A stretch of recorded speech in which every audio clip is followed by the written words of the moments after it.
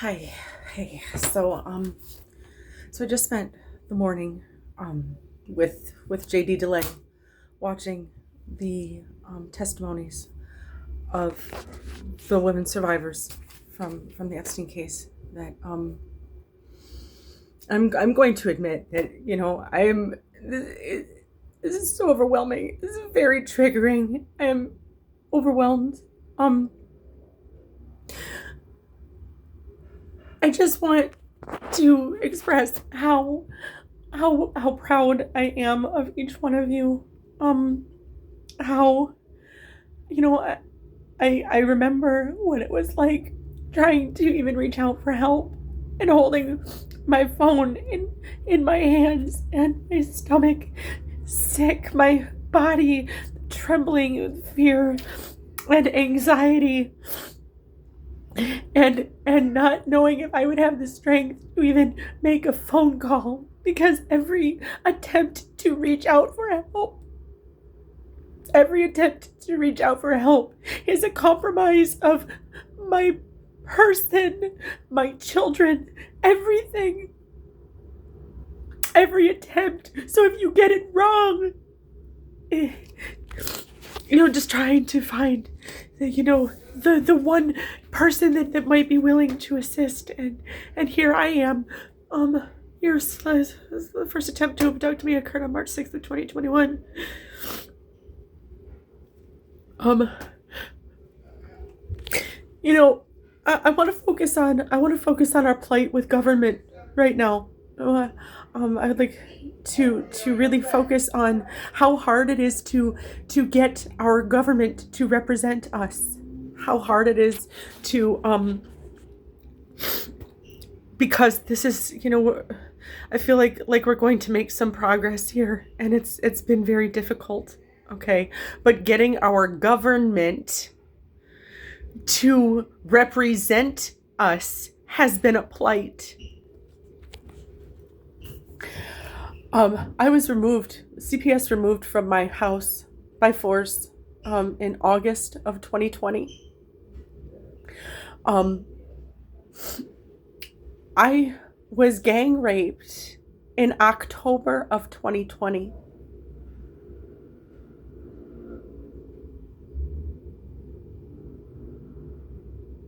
This is completely separate from everything that was happening with my husband. Like, I didn't know this happened to me. It wasn't until 2023 that I was going through some documents in my computer and found some really sketchy stuff and started putting puzzle pieces together. Mind you, people have been making fun of me for this for years, and I didn't know what they were talking about. People knew what happened to me for years. No, but I didn't know anything. So I make a post on my YouTube channel, angry, saying I'm aware of this now.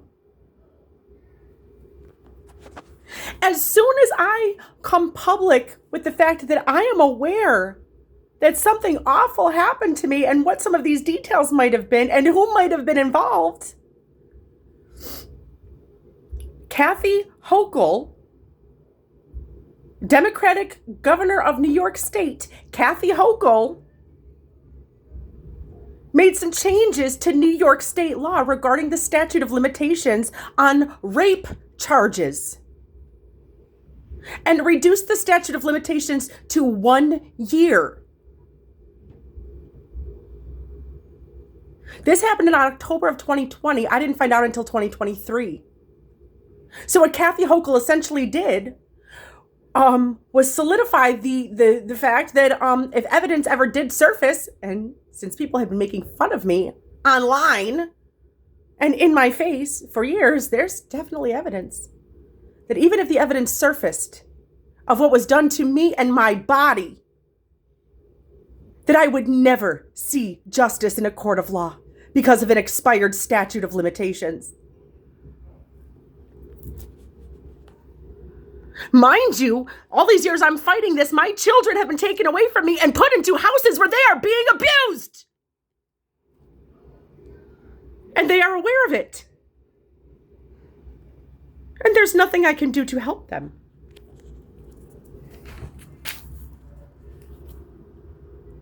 The fact that Kathy Hochul did this,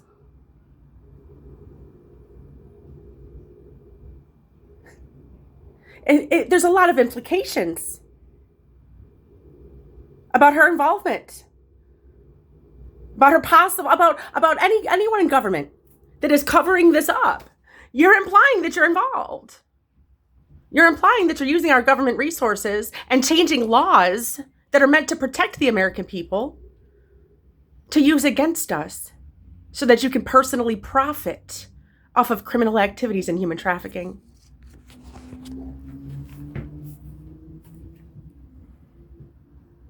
Especially in New York. It's starting to come out that Buffalo, New York is a hub for human trafficking. The people have had suspicions about Buffalo for a long time, and they have been called crazy. They have been called ignorant. They have been called all kinds of things except validated. I'm validating you right now. Buffalo is a hub for human trafficking. I want Kathy Hochul held accountable for this. I want to know why those statute of limitations were changed, especially in a high-profile case like P. Diddy being tried in New York. People think it's funny. Because why? Because he's a famous person? We don't laugh about saying we got raped by P. Diddy. It's not cute because he's famous.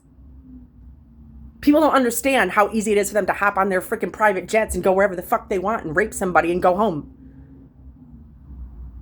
People don't understand that these videos are being recorded and sold on the dark web. They are continually profiting off of our pain. They are continually profiting off of videos of us being abused. They are lining their pockets continually every day with these footages.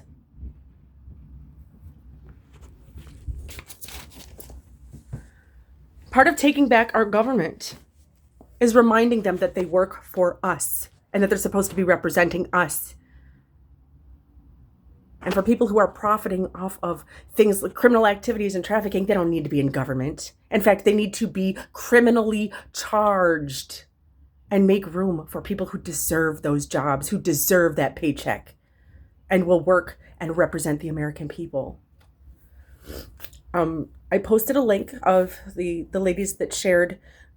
There's a petition going around to release the information that documents the Epstein files. There's a number to call for your representatives.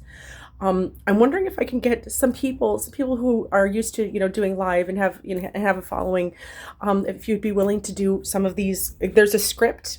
There's a script to call, when you call the representative, there's a script on what to say, but we're in an age of texting. People don't make phone calls anymore, especially our younger generations.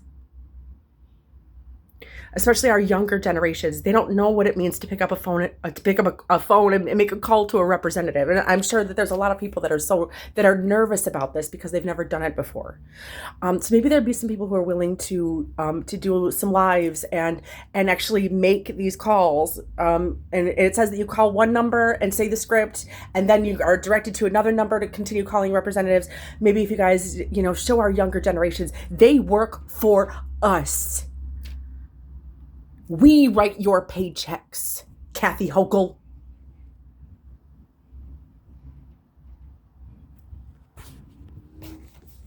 And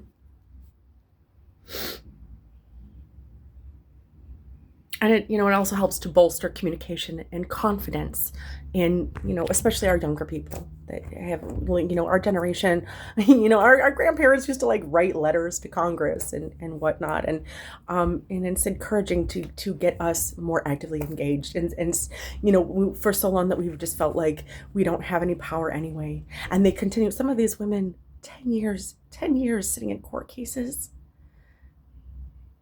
And you haven't even seen a day of justice yet. They do this intentionally to wear you out. They're hoping that you'll give up.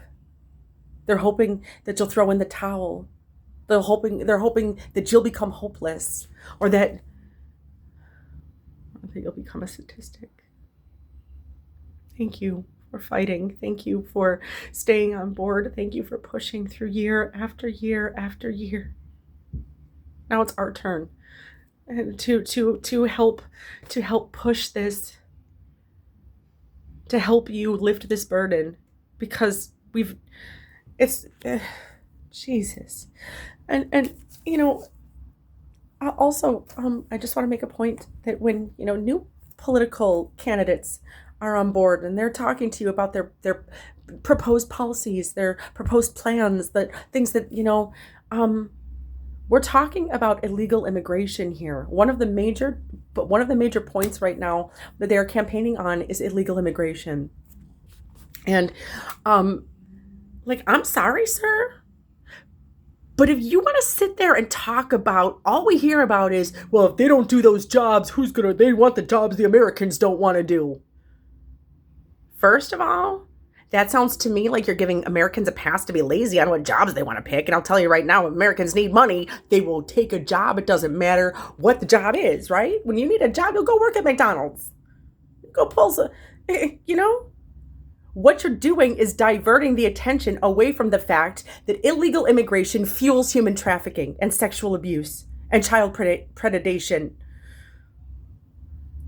If you're refusing to acknowledge the thousands of children that have been lost or misplaced, then that makes me really question what your intentions are for running for office.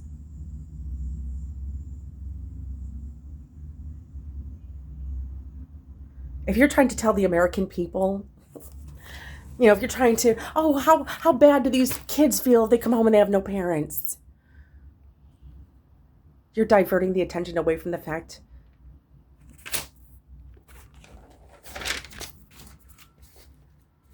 that illegal immigration is one of the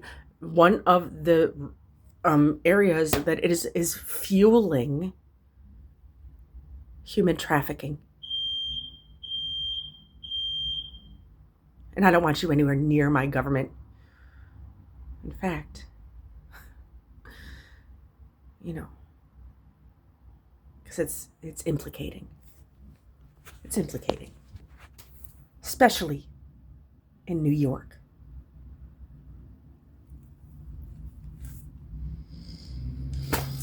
Thank you guys. Thank you guys so much.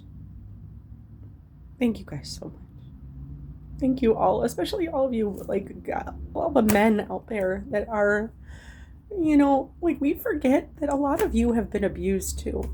That a lot of you, and it's these things are even more stigmatized for men to speak on, okay? But I just spent years with men laughing at me in my face while trying to get in my pants, making fun of me for being gang raped, knowing that I was drugged and don't remember any of it. Men going out there on the internet saying, awful things about me because I wouldn't sleep with them, but secretly recording videos and selling them on the internet.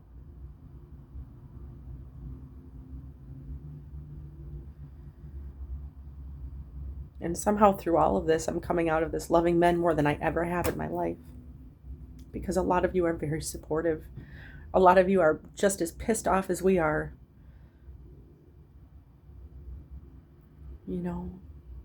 They want us to see ourselves as if we are, what's the damaged goods. They want us to think that we're damaged goods, and they want our men to see us as damaged goods. Because they don't know what it feels like to completely shudder when somebody touches you. Especially somebody that you're in love with or that loves you and you've made love before and all of a sudden out of nowhere one day, it's like, they don't know what those things feel like in the middle of sex. With some unsuspecting person who does not know that you're having a traumatic flashback of sexual abuse. And they want us to be seen as damaged goods. No, not this time. Because we are a totally different batch of women. Okay, we are not like our mothers and our grandmothers who sat there and let this go on for generation after generation. Like, like we are some bad bitches. We're not damaged goods. We are your worst fucking enemies. If anything, you have strengthened us. You have taught us that we don't have to give you nothing that belongs to us, not even my mental state or the way I feel about myself and my body and the way I feel about our men. No, we're not damaged at all in that respect, to the point that you want us to not enjoy our lives, not enjoy our sexuality, not enjoy our relationships. You are strengthening us, and we are a force to be reckoned with. Thank you. I love you.